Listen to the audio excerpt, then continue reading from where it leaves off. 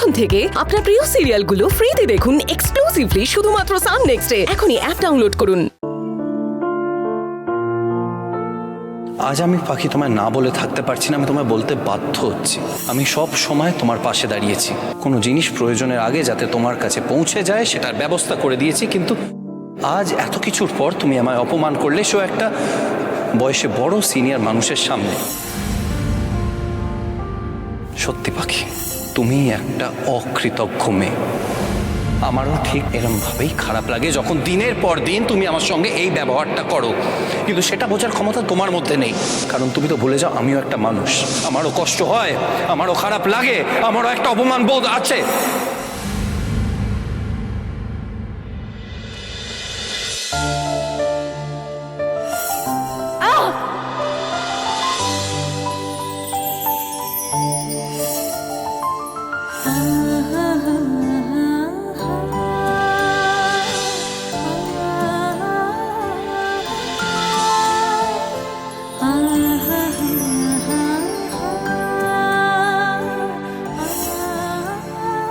আমাকে ভুল বুঝবেন না মোহিত বাবু, আমার যে সত্যি কিছু করার নেই।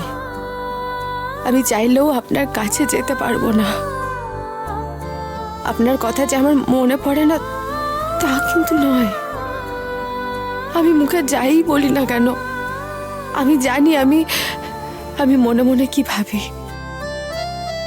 আমি চেষ্টা করেও আপনার থেকে দূরে যেতে পারিনি মোহিত বাবু, পারিনি আমি।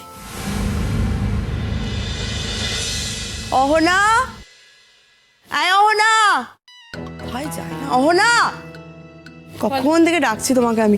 শোনো না অহনা, আজকে আমি যা যা বলবো সেগুলো সব রান্না হবে, হ্যাঁ? সবকটাই অমিতের পছন্দের খাবার। সরদুধ পুলি, চিংড়ি মাছের মালাইকারি। অমিত না চিংড়ি মাছ খেতে খুব ভালোবাসে, জানো তো। কেন অমিতের জন্য এত সব রান্না বান্না হবে কেন? কেন উষা, এ বাড়িতে তো মোহিতের পছন্দের খাবার বানানো হয়, তাহলে অমিতের পছন্দের খাবার বানানো কেন হবে না?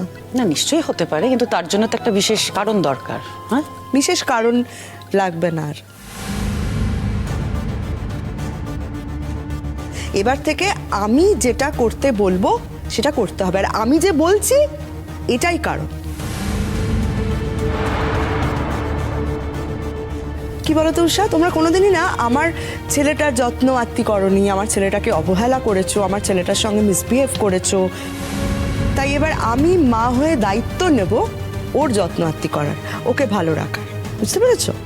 এতদিন এ বাড়িতে মোহিত অনেক কিছু পেয়ে এসেছে, এবার থেকে এ বাড়িতে অমিত সেই জিনিসগুলোই পাবে।